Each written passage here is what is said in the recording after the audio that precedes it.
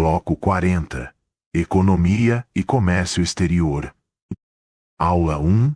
Comércio Nacional e Internacional Brasileira. Hoje a nossa aula vai falar sobre um tema super importante: o comércio nacional e internacional dos produtos brasileiros. Vamos entender como o Brasil negocia com o mundo e como isso impacta a nossa economia. Primeiro, vamos falar sobre o que é comércio exterior. Basicamente, ele envolve exportação e importação. Exportação é quando o Brasil vende produtos para outros países. Importação é quando compramos produtos de fora. E para acompanhar isso, a gente tem a famosa balança comercial, que mostra a diferença entre o que vendemos e o que compramos. Se vendemos mais do que compramos, temos superávit. Se compramos mais do que vendemos, aí temos um déficit. É bem simples de entender, mas muito importante para a economia. Agora, vamos ver quais produtos o Brasil exporta e importa. O país é conhecido por ser um dos maiores produtores e exportadores do mundo de commodities, principalmente agrícolas e minerais. Então, produtos como soja, minério de ferro e petróleo são grandes protagonistas nas exportações. Por outro lado, o Brasil importa principalmente produtos industrializados, como máquinas, equipamentos eletrônicos e produtos químicos. Esses produtos são essenciais para o funcionamento da nossa indústria. E vocês devem estar se perguntando: para onde o Brasil vende e de onde compra? Bom, entre os principais parceiros comerciais para exportações estão países como China, Estados Unidos, Argentina, Países Baixos e Alemanha. Já nas importações, os grandes fornecedores são China, Estados Unidos, Alemanha, Argentina e Japão. Mas não basta produzir e vender. É preciso transportar esses produtos. E aí entram os modais de transporte. Os portos e hidrovias são essenciais para escoar produtos como soja e minério de ferro. As ferrovias ajudam a levar esses produtos do interior para os portos. E, claro, rodovias e aeroportos entram em cena, principalmente para produtos perecíveis ou de alto valor agregado. Resumindo, o comércio nacional e internacional é um pilar da economia brasileira. Aula 2. Evolução do comércio exterior brasileiro. Hoje a gente vai conversar sobre a evolução do comércio exterior brasileiro, um tema muito importante tanto para o Enem quanto para concursos. Vamos fazer uma viagem no tempo para entender como o Brasil foi se transformando no mercado internacional. Lá no período colonial, entre 1500 e 1822, o Brasil tinha uma economia voltada quase totalmente para fora. Como colônia de Portugal, a função era basicamente exportar produtos primários. O açúcar, o ouro e, mais tarde, o café eram os grandes destaques. Ou seja, nossa produção estava sempre voltada para atender às necessidades da metrópole. Com o passar do tempo, especialmente a partir do século XX, o país começa a mudar esse cenário. A industrialização, que ganha força entre as décadas de 1930 e 1950, se consolida nos anos 1960, trouxe novos produtos para a pauta de exportação. Já não era só matéria-prima. O Brasil passa a vender também produtos industrializados como calçados, suco de laranja processado, produtos químicos e até veículos. Essa diversificação foi fundamental para tornar a economia brasileira mais complexa e menos dependente de um único setor. A partir dos anos 1990, com a intensificação da globalização, o Brasil passou a participar de maneira ainda mais ativa no comércio internacional. O país entrou em blocos econômicos como o Mercosul e buscou acordos com grandes parceiros, como a União Europeia e os Estados Unidos.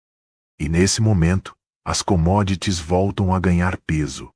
Soja, carne e minério de ferro se tornaram produtos centrais nas exportações, especialmente com a crescente demanda da China. Mas atenção! Isso não significa que o Brasil deixou de exportar produtos industrializados. Hoje, por exemplo, somos importantes exportadores de aviões e automóveis, mostrando que nossa economia combina tanto commodities quanto produtos de maior valor agregado. Então, quando você estudar comércio exterior, tente sempre pensar: como o Brasil se insere no mundo? Quais são os desafios e oportunidades de depender tanto da exportação de commodities, mas ao mesmo tempo ter uma indústria exportadora? Essa visão crítica é muito valorizada nas provas. Em resumo, começamos com produtos primários no período colonial, passamos pela diversificação industrial do século XX e, na globalização recente, temos uma mistura de commodities e produtos industrializados, com destaque para as relações com China, Estados Unidos e União Europeia. Aula 3. Corredores de exportação. Quando a gente fala em corredores de exportação, estamos falando de caminhos logísticos que ligam as áreas produtoras do Brasil até os portos, por onde os produtos seguem para o mercado internacional. Ou seja, é como se fossem grandes avenidas de transporte, que podem envolver rodovias, ferrovias e até hidrovias, todas trabalhando juntas para agilizar o escoamento da produção. Agora, por que isso é tão importante? Porque o Brasil é um gigante do agronegócio e da exportação de commodities. Somos líderes mundiais na venda de soja, milho, café, açúcar e carnes. Tudo isso movimenta bilhões na nossa balança comercial. Mas, para que esses produtos cheguem até o consumidor lá fora, é preciso um sistema logístico eficiente. E aí entram os corredores. Vamos citar alguns exemplos importantes. No Sudeste, temos o corredor Araguari-Santos, que liga o Triângulo Mineiro até o Porto de Santos, o maior do Brasil. No Centro-Norte, o destaque é o corredor que conecta o Mato Grosso até os portos do Arco Norte, como Ilhaqui, no Maranhão. Esse é estratégico porque encurta distâncias em relação aos mercados da Europa e dos Estados Unidos. Outro exemplo é o corredor do Oeste, que liga o Mato Grosso do Sul ao Porto de Santos. E no sul do país, temos os corredores que escoam a produção agrícola e pecuária para os portos de Paranaguá, no Paraná, e Rio Grande, no Rio Grande do Sul. Mas nem tudo funciona perfeitamente. Existem vários desafios. Muitas estradas e ferrovias ainda são precárias, o que aumenta o custo do transporte e gera atrasos. Os portos, como o de Santos, vivem cheios, com filas enormes de caminhões e navios. Falta espaço de armazenagem, como silos adequados para guardar a produção.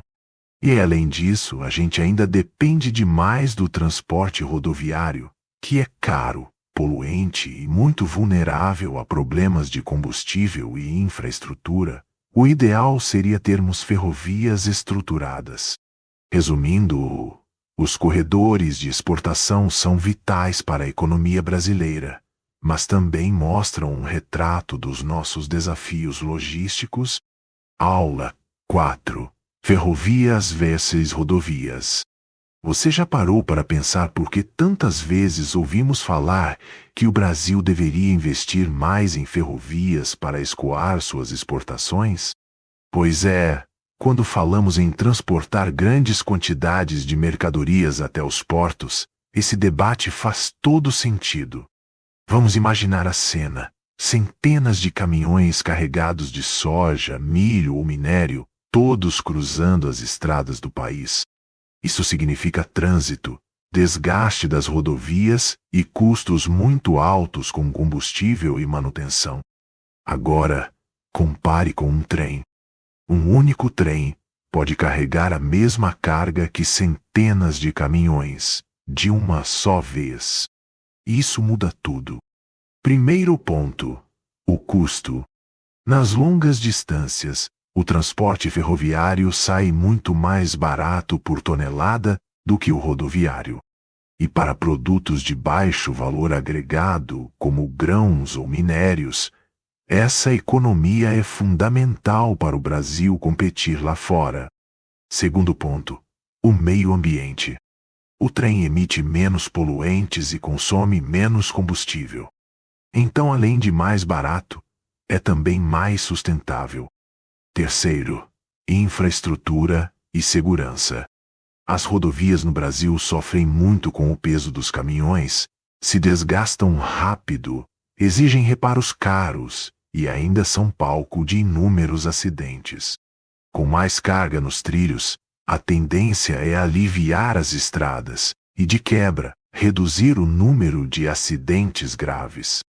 E tem mais: os trens podem até não ser mais rápidos que os caminhões no curto percurso, mas no longo prazo, eles ganham em regularidade. Não enfrentam congestionamentos, pedágios, restrições de horário, e isso garante um fluxo mais estável até os portos. Então, resumindo, para corredores de exportação onde a distância é longa e o volume é imenso, as ferrovias se mostram muito mais eficientes, baratas, seguras e sustentáveis. O grande desafio é que o Brasil ainda depende bastante das rodovias, porque as ferrovias exigem investimentos altos e não cobrem todas as regiões. Mas a lógica é clara: quanto mais o Brasil investir em trilhos, mais competitivo ele será no comércio mundial.